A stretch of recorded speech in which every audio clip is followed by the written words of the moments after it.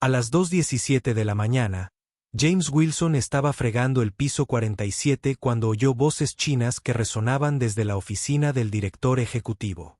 Se detuvo y miró por la rendija de la puerta donde una mujer temblaba frente a la pantalla de su ordenador, pálida mientras la voz al otro lado pronunciaba palabras que ella no entendía.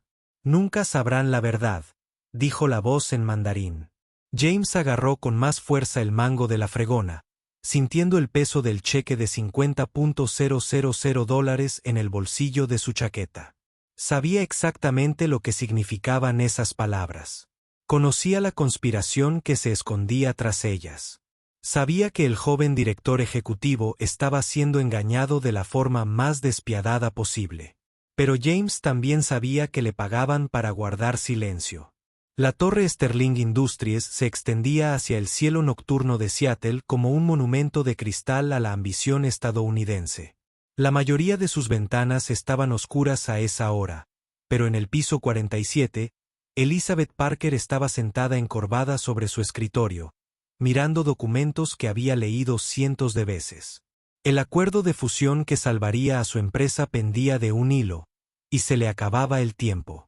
Sus socios chinos habían sido cada vez más agresivos en sus exigencias, hablando rápidamente en mandarín durante las videollamadas, mientras que su traductor permanecía en silencio, ofreciendo solo resúmenes breves y depurados que parecían incompletos. Elizabeth se frotó las sienes, intentando evitar otro dolor de cabeza. 3,000 empleados dependían del cierre de este acuerdo. Sin él, Sterling Industries quebraría en 6 meses, y todos, desde la sala de correo hasta la oficina ejecutiva, se quedarían sin trabajo. No pasó inadvertida la ironía de que ella, que se enorgullecía de estar preparada para todo, estuviera completamente indefensa a la hora de comprender el idioma que determinaría el destino de su empresa. En el sótano del edificio, James Wilson comenzaba su turno. Se puso su uniforme de conserje con una eficiencia demostrada, con movimientos silenciosos y pausados. A sus 35 años, llevaba 3 años trabajando de noche. Desde que su esposa Sarah falleció, dejándolo con facturas médicas que acabaron con cualquier esperanza de mantener su antigua vida. Su hijo Michael, ahora de 9 años, apenas recordaba cuando papá usaba traje en lugar de ropa de trabajo, cuando vivían en una casa en lugar de un pequeño apartamento encima del supermercado de la señora Chen. James cargó su carrito con productos de limpieza y se dirigió al ascensor. Las plantas corporativas del edificio eran su dominio entre la medianoche y las 6 de la mañana, cuando los ejecutivos dormían tranquilos en sus casas de las afueras. Lo prefería así, invisible, desapercibido, libre para trabajar sin el incómodo peso de la compasión ni el juicio. De todos modos, la mayoría de la gente miraba directamente a través de los conserjes, lo cual le venía de maravilla. El ascensor subió silenciosamente al piso 47. James había estado en ese piso docenas de veces, pero esa noche algo se sentía diferente. La luz se derramaba desde la oficina de la esquina y podía oír voces, una familiar, otra extranjera. Elizabeth Parker seguía allí, lo cual era inusual. La directora ejecutiva solía irse a las 8. Su asistente personal se aseguraba de que su horario funcionara como un reloj. James empujó su carrito silenciosamente por el pasillo, las ruedas apenas susurraban contra el suelo de mármol pulido. Al acercarse a la oficina, captó fragmentos de conversación a través de la puerta entreabierta. Elizabeth estaba hablando con alguien en su ordenador, con la voz tensa por el estrés. «Entiendo que necesita más tiempo para revisar las condiciones», decía. «Pero nuestros accionistas esperan un anuncio para el viernes».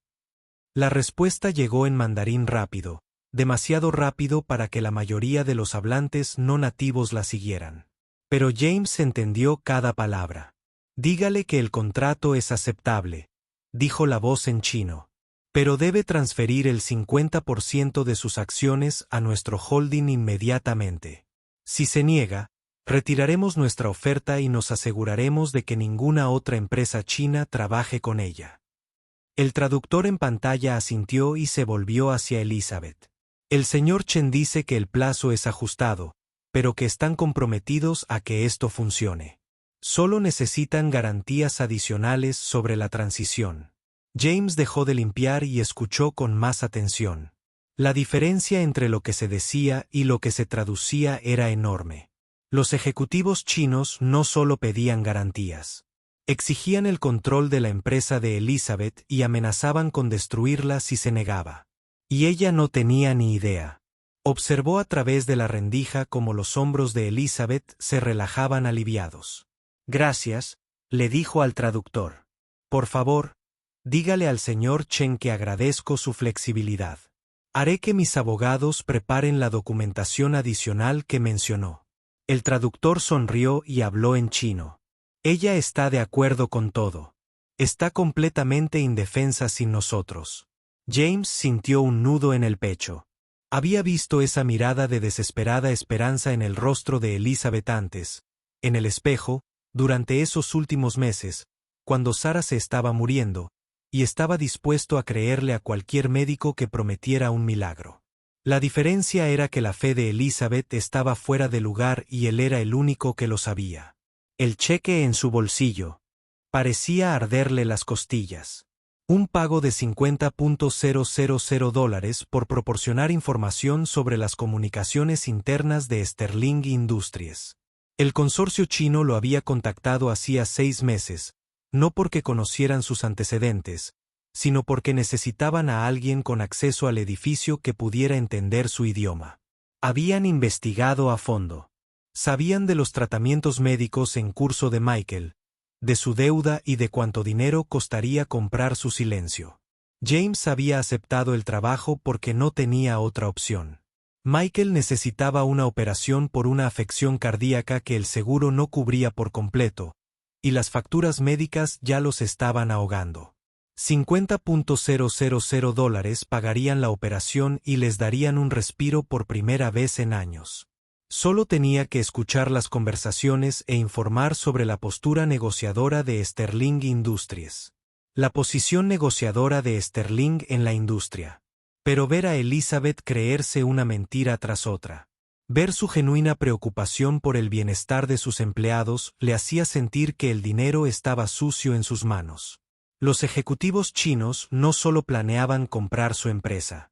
Planeaban vaciarla, vender las divisiones rentables y dejar a miles de personas sin trabajo.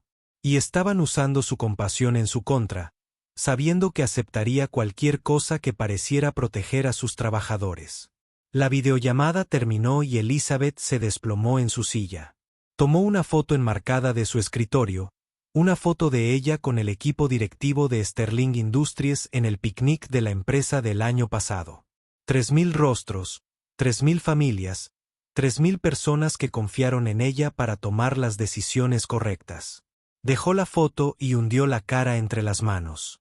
James empujó su carrito frente a su oficina y continuó por el pasillo, con la mente acelerada. Lo inteligente sería seguir con el plan original, recopilar su información, quedarse con su dinero y dejar que las cosas se descontrolaran. Elizabeth Parker no era nada para él. Solo otra ejecutiva adinerada que había tomado malas decisiones. Pero algo en sus lágrimas, en la forma en que susurró "lo siento" a la fotografía, le recordó incómodamente a su propia madre. Pensó en Michael, dormido en su pequeño apartamento, confiando en que su padre se encargaría de todo. El niño nunca le había preguntado por qué se habían mudado, por qué papá trabajaba en otro horario, por qué no podían permitirse las cosas que solían tener. Michael simplemente se adaptó como lo hacen los niños, encontrando alegría en los libros de la biblioteca y los juguetes de las tiendas de todo a $1. La cirugía le daría una vida normal, la oportunidad de practicar deportes y correr como los demás niños. $50,000 se interponían entre Michael y ese futuro. Pero mientras James vaciaba los cubos de basura y limpiaba las mesas de conferencias, no podía quitarse de la cabeza la imagen del rostro de Elizabeth. Le recordaba a alguien, aunque no podía identificar a quién. Había algo familiar en sus gestos. La forma en que se recogía el pelo tras la oreja cuando pensaba. La forma en que hablaba con las manos cuando algo la apasionaba. A las 4 de la mañana, James había terminado casi todo el piso. Se dirigía al ascensor cuando volvió a oír la voz de Elizabeth. Esta vez, por teléfono. Mamá, sé que es tarde, decía, pero necesitaba oír tu voz. ¿Te acuerdas de aquel chico que solía pasar los veranos con nosotros cuando era pequeño? Jamie. Últimamente no dejo de pensar en él. Hubo una pausa. Lo sé. Lo sé. Papá decía que era lo mejor, pero nunca entendí por qué tuvimos que cortar lazos por completo. Él era como un hermano pequeño para mí. James se quedó paralizado. El palo de la fregona se le resbaló de las manos y cayó al suelo. Jaime. Lo había llamado Jaime, diminutivo de James. Cuando eran niños. Cuando su padre, Robert Parker, había sido socio legal de su padre antes de que todo se derrumbara. Antes de que los Parker decidieran que asociarse con la deshonrada familia Wilson era malo para su reputación. Elizabeth Parker Lizzie había crecido, se había cambiado el apellido. De nuevo a Parker tras la muerte de su padre, había construido un imperio empresarial desde cero, pero seguía siendo la misma chica que le enseñó a montar en bicicleta en la entrada circular de su familia, que le daba galletas a escondidas cuando los adultos no miraban, que le había prometido que serían amigos para siempre. Y ahora estaba a punto de perderlo todo por la misma clase de gente que destruyó a su familia. Hacía 20 años. La llamada terminó y James se quedó en el pasillo, con su mundo cuidadosamente construido inclinándose sobre su eje. El cheque en su bolsillo se sentía más pesado ahora, como una piedra que lo arrastraba hacia el fondo de un lago. Podía terminar su turno, presentar su informe, cobrar su dinero y observar desde la distancia cómo la empresa de Elizabeth era destrozada por buitres. O podía hacer algo que probablemente le costaría todo. Pensó en su padre, el diplomático condecorado que había dedicado su carrera a tender puentes entre culturas, que había criado a su hijo para creer que el honor importaba más que el dinero. Robert Wilson había muerto creyendo haberle fallado a su familia, sin saber nunca que su hijo había estado observando, aprendiendo, lecciones de integridad que resonarían a través de los años. James sacó su teléfono y revisó sus contactos hasta encontrar el número que le habían dado. El representante del consorcio chino contestó al segundo timbre. Señor Wilson, dijo la voz en mandarín. Llama temprano. Tiene información nueva. Quiero salir, dijo James también en mandarín. Le devuelvo su dinero y pongo fin a nuestro acuerdo. Hubo una larga pausa. Eso sería muy imprudente, señor Wilson. Firmó un contrato. Se llevó nuestro dinero y sabe cosas que podrían sernos embarazosas si se hicieran públicas. Todavía no he gastado el dinero, dijo James, aunque no era del todo cierto. Ya había llegado a acuerdos con el hospital. Lo devolveré mañana. No es tan sencillo, dijo la voz. Y ahora había acero bajo la seda. Sabe lo que estamos planeando. Conoce el plazo. Si se retira ahora, tendremos que asumir que está trabajando en nuestra contra. Y hemos investigado su situación, las necesidades médicas de su hijo, sus dificultades financieras, su total falta de recursos legales si algo desafortunado le sucediera a su situación laboral. Piense bien esta decisión. La línea se cortó. James miró su teléfono, la amenaza perfectamente clara. Estaba atrapado entre su conciencia y la de su hijo. Futuro, entre hacer lo correcto y hacer lo necesario. El consorcio chino lo tenía justo donde lo querían. Lo suficientemente desesperado como para cooperar, pero no lo suficientemente desesperado como para arriesgarlo todo. Después de que Michael se fuera a la escuela a la mañana siguiente, James se sentó a la mesa de la cocina y miró fijamente el cheque. $50,000. Suficiente para salvar la vida de su hijo. Suficiente para darles a ambos un nuevo comienzo. Todo lo que tenía que hacer era no hacer nada. Simplemente guardar silencio. Dejar que los adultos se ocuparan de sus asuntos y concentrarse en la supervivencia de su propia familia. Pero cada vez que cerraba los ojos, veía el rostro de Elizabeth. No el exitoso director ejecutivo, sino la niña de 12 años que lloró cuando tuvo que dejar la casa de su familia por última vez. Ella le había hecho prometer que le escribiría, que se mantendría en contacto, que nunca olvidaría que eran familia, incluso si no compartían la sangre. Cumplió esa promesa durante exactamente 3 cartas. Antes de que su padre le dejara claro que el apellido Wilson ya no era bienvenido en su casa. Esa noche, James tomó una decisión que lo cambiaría todo. Llegó a Sterling Industries una hora antes, con el corazón latiendo con fuerza mientras subía en ascensor al piso 47. La oficina de Elizabeth estaba a oscuras, pero él podía ver su silueta contra la ventana, mirando las luces de la ciudad. Estaba sola, que era lo que él esperaba. Llamó suavemente al marco de la puerta. Y ella se giró. «Oh», dijo, visiblemente sorprendida. «No me di cuenta de que alguien más estaba aquí tan tarde». «Siento molestarlo», dijo James, con la voz más firme de lo que sentía. «Soy James Wilson, personal de limpieza nocturno. Me preguntaba si podía hablar contigo un momento». Elizabeth estudió su rostro, y él vio el momento exacto en que la reconoció brilló en sus ojos. Se llevó la mano a la garganta y dio un paso atrás. «Jamie», susurró. «Hola, Lizzie», dijo él, y 20 años se derrumbaron entre ellos como un castillo de naipes. El silencio se prolongó entre ellos, cargado de recuerdos y arrepentimiento. Los ojos de Elizabeth se llenaron de lágrimas, y extendió la mano hacia él, pero se detuvo, con la mano suspendida en el aire entre ellos. «No puedo creer que seas tú de verdad», dijo. «Estaba pensando en ti esta noche, preguntándome qué te había pasado». «He estado aquí todo este tiempo», dijo James, en voz baja, «trabajando de noche, permaneciendo invisible. Nunca esperé volver a verte». «Dios mío, Jaime, lo siento mucho», dijo Elizabeth, con las palabras saliendo atropelladamente. «¿Qué pasó con nuestras familias? La forma en que desapareciste de mi vida. Nunca entendí por qué». «Yo sé por qué», interrumpió James. «Tu padre dejó su postura muy clara. El apellido Wilson era tóxico, y relacionarse con nosotros dañaría la reputación de tu familia». No se equivocaba. Elizabeth negó con la cabeza. «Así no se suponía que fuera. Eras mi mejor amigo, prácticamente mi hermano.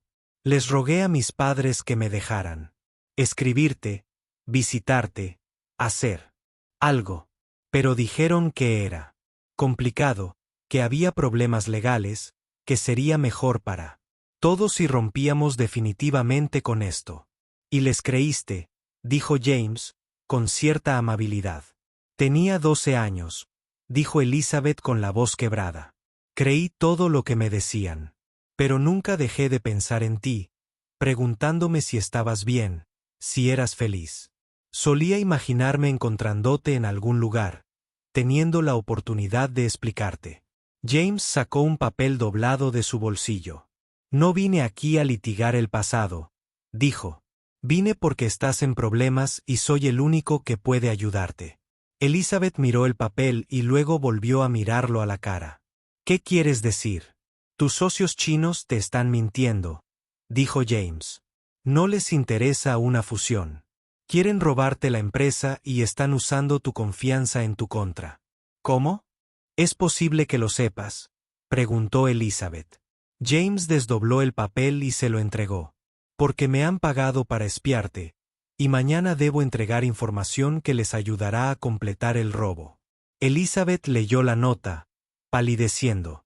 Estaba escrita en inglés y chino, detallando los verdaderos términos de la oferta del consorcio y las amenazas que le habían hecho durante conversaciones que creían que ella no entendía. Al final, James había escrito: No puedo dejar que te hagan lo que le hicieron a mi familia. Hay cosas que importan más que el dinero. Esto es imposible, dijo Elizabeth, pero su voz carecía de convicción. El traductor, los contratos, la diligencia debida, todo cuidadosamente orquestado, dijo James. Llevan meses planeándolo. Saben exactamente cómo manipular tu compasión. Cómo hacerte creer que estás protegiendo a tus empleados cuando en realidad los estás poniendo en sus manos. Elizabeth se hundió en su silla, con el papel temblando en sus manos. Si esto es cierto, entonces todo por lo que he trabajado se ha ido. La empresa, los trabajos, todo. No necesariamente, dijo James. Todavía tienes tiempo para cambiar esto, pero necesitas entender con quién estás tratando realmente.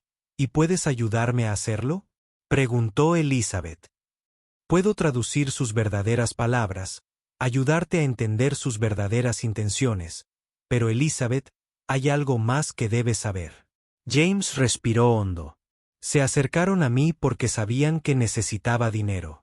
Mi hijo tiene una afección cardíaca que requiere cirugía y he estado ahogado en deudas médicas. Los 50.000 que ofrecieron nos habrían cambiado la vida. Elizabeth lo miró, con la comprensión asomándose en sus ojos. Y tú estás renunciando a ese dinero para ayudarme.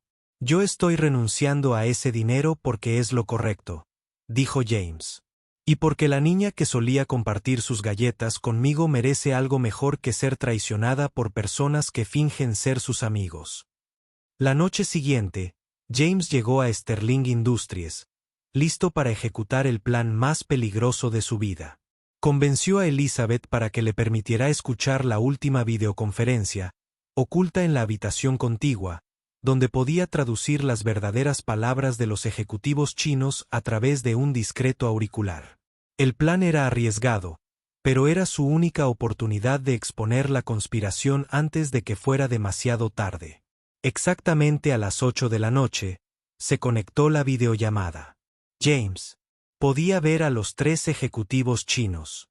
En la pantalla de Elizabeth, con sus rostros como máscaras de cortesía profesional. Lo que siguió fue una clase magistral de engaño.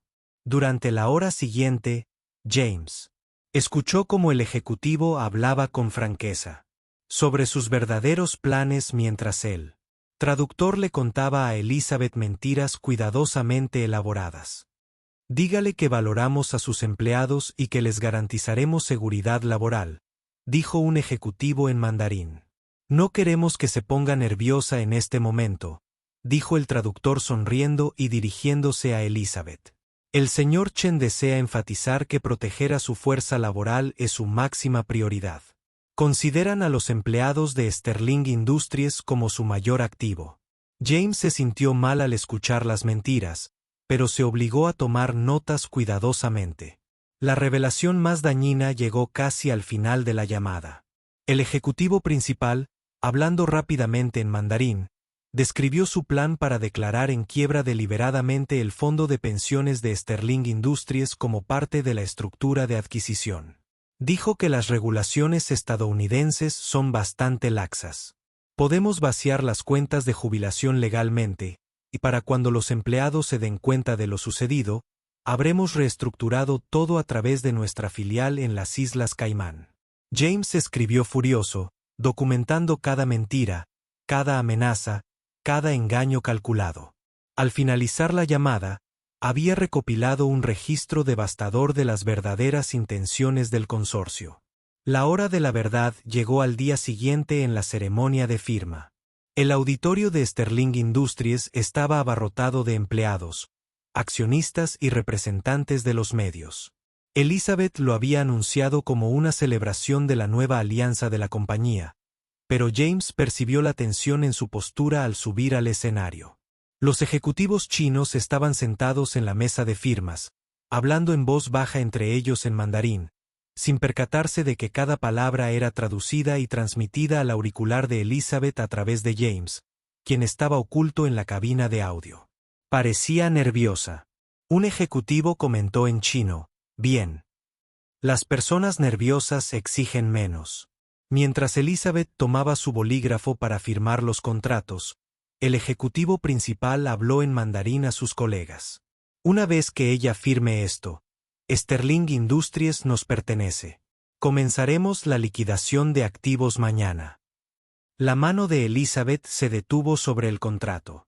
Miró al público, luego a los ejecutivos chinos, y luego directamente a la cámara que transmitía la ceremonia en vivo. Antes de firmar este acuerdo histórico, dijo, con su voz resonando claramente por el auditorio, quiero agradecer a nuestros socios su honestidad y enfoque transparente en esta negociación. El ejecutivo chino sonrió y asintió, complacido con su gratitud. Uno de ellos habló en mandarín. Los estadounidenses son muy sentimentales. Ella realmente cree que nos importan sus empleados. La sonrisa de Elizabeth nunca se desvaneció. Estoy particularmente agradecida por su compromiso de proteger a la fuerza laboral y el fondo de pensiones de Sterling Industries. Continuó, es muy raro encontrar socios que prioricen a las personas sobre las ganancias. Otro ejecutivo se rió y dijo en chino, si supiera lo que realmente estamos planeando, probablemente se suicidaría. Elizabeth se levantó de la mesa de firmas, todavía sonriendo. Ya sabes, dijo con tono informal. Siempre me he arrepentido de no haber aprendido mandarín. Es un idioma tan hermoso y siento que me pierdo mucho cuando no entiendo lo que la gente dice. Los ejecutivos chinos intercambiaron miradas, repentinamente menos cómodos. Elizabeth se alejó de la mesa de firmas y se dirigió al público. Por ejemplo, cuando acabas de decir que una vez que firme este contrato, Sterling Industries te pertenecerá y que mañana comenzarás a liquidar activos. Ese es el tipo de cosas que podrían perderse en la traducción. El auditorio estalló. Los empleados se quedaron sin aliento. Los accionistas comenzaron a gritar preguntas. Y los representantes de los medios se apresuraron a buscar sus cámaras. El ejecutivo chino se quedó paralizado, con el rostro pálido por la sorpresa. Elizabeth continuó, su voz ganando fuerza. O cuando mencionaste que los estadounidenses son sentimentales y que realmente creo que te preocupas por mis empleados. Esa es otra cosa interesante. Observación cultural que podría no aparecer en el registro oficial. Se giró para dirigirse directamente a la audiencia.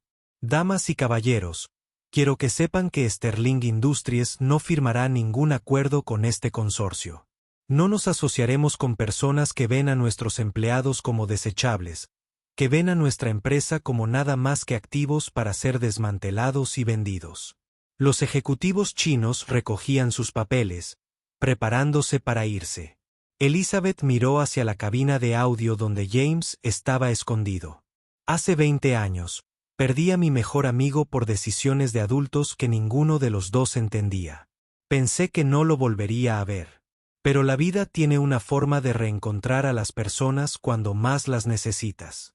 Miró directamente a la cabina. James Wilson, ¿podría salir, por favor? El silencio se prolongó durante lo que pareció una eternidad. Entonces, la puerta de la cabina se abrió y James salió, todavía con los auriculares puestos, todavía con el micrófono que había usado, para salvar la empresa de Elizabeth. El público no vio al conserje que había sido invisible para ellos durante años, sino al hombre que acababa de evitar un robo corporativo masivo. Elizabeth lo encontró a mitad del escenario. Damas y caballeros, dijo, les presento a James Wilson, hijo del diplomático Robert Wilson, quien creció en China y habla mandarín con fluidez. Él es quien descubrió este fraude, quien lo arriesgó todo para exponerlo y quien me recordó que la integridad no es negociable. Los aplausos comenzaron lentamente, luego se convirtieron en una ovación atronadora. James estaba junto a Elizabeth, abrumado por el reconocimiento, por la validación, por el simple hecho de que, después de 20 años de invisibilidad, finalmente lo vieran. Como si leyera sus pensamientos, Elizabeth le tomó la mano y la apretó. Pase lo que pase, dijo en voz baja. Lo afrontaremos. Juntos. Eso es lo que hace la familia. La palabra familia. Le pegó a James como un puñetazo. Había pasado tantos años creyendo que la familia era algo que se perdía, algo que podía ser arrebatado por circunstancias fuera de tu control. Pero, allí con Elizabeth, sintiendo el peso de su mano en la suya, comprendió que la familia era algo que se elegía, algo por lo que se luchaba, algo que podía sobrevivir incluso 20 años de silencio. Más tarde esa noche, después de que los periodistas se fueran y los empleados regresaran a sus casas, James y Elizabeth se sentaron en su oficina, compartiendo un momento de tranquilidad después del caos del día. Todavía no puedo creer que hicieras eso, dijo Elizabeth, alejándose, de $50,000, arriesgándolo todo para salvar mi empresa. No lo hice para salvar tu empresa, dijo James. Lo hice porque no podría vivir conmigo mismo si dejaba que te destruyeran. ¿Qué harás ahora?, preguntó Elizabeth. La cirugía de tu hijo, tu trabajo, todo. James había estado pensando en eso todo el día. No lo sé, pero sé que lo resolveré. Llevo 20 años sobreviviendo. Puedo sobrevivir un poco más. Elizabeth dejó su taza de café y lo miró con seriedad. ¿Y si ya no tuvieras que sobrevivir? ¿Y si pudieras vivir? ¿Qué quieres decir? Sterling Industries necesita un asesor cultural jefe, alguien que entienda los negocios internacionales, que pueda ayudarnos a gestionar negociaciones complejas con socios extranjeros, alguien que hable varios idiomas y entienda los matices culturales que pueden hacer o deshacer un trato. James la miró fijamente. ¿Me estás ofreciendo un trabajo? Te ofrezco un puesto ejecutivo con un salario que cubriría la cirugía de tu hijo y les daría a ambos la vida que merecen. Pero más que eso, te ofrezco la oportunidad de usar tus habilidades para algo significativo, algo que honre el legado de tu padre. James sintió que se le llenaban los ojos de lágrimas. Elizabeth, no sé qué decir. Di que sí, dijo simplemente. Di que sí a las segundas oportunidades, a los nuevos comienzos, a la posibilidad de que a veces las mejores cosas de la vida surjan de los lugares más inesperados. 3 meses después, James Wilson estaba en el mismo auditorio donde había ayudado a exponer el fraude del consorcio chino. Pero esta vez, no se escondía en las sombras. Estaba en el podio dirigiéndose a los empleados de Sterling Industries como su recién nombrado asesor cultural jefe. Michael estaba sentado en primera fila. Su cirugía de corazón había sido un éxito y su futuro era prometedor.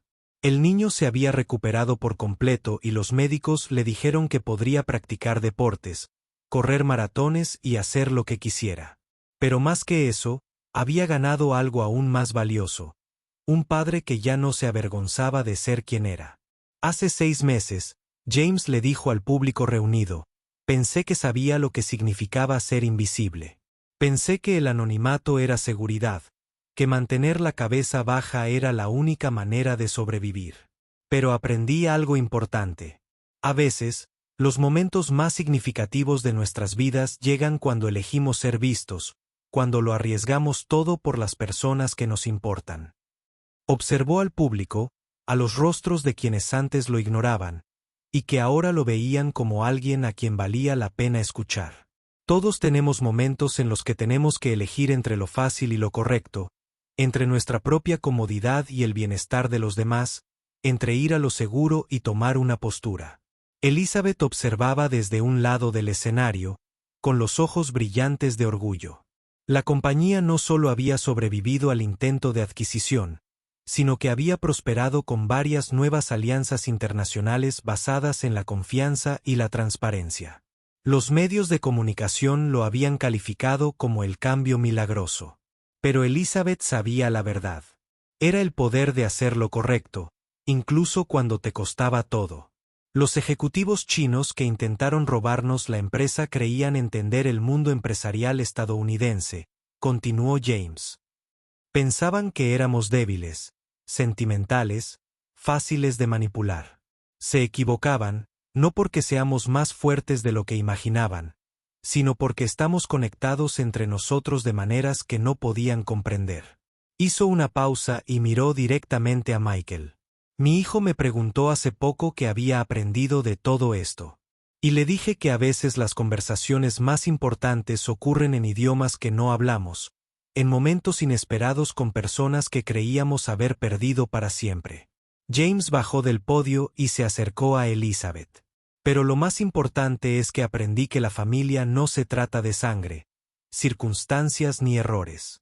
Se trata de la decisión de apoyarnos mutuamente, incluso cuando es difícil, incluso cuando nos cuesta todo lo que creemos querer.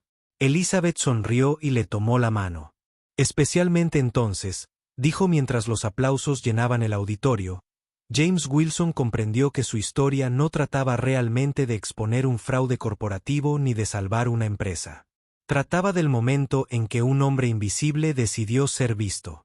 Cuando un conserje se convirtió en héroe, cuando una amistad perdida encontró el camino a casa después de 20 años de silencio. El título que eventualmente definiría su historia. Un padre soltero que trabajaba como conserje cerró un trato de $500 millones solo por hablar chino se convertiría en leyenda en los círculos empresariales. Pero para James, la verdadera victoria fue más simple y profunda. El día que dejó de ser invisible y comenzó a ser el mismo. Al final, la traducción más importante no fue del chino al inglés. Fue del miedo al coraje, de la supervivencia a la vida, de estar perdido a ser encontrado. Y a veces ese es el único idioma que realmente importa.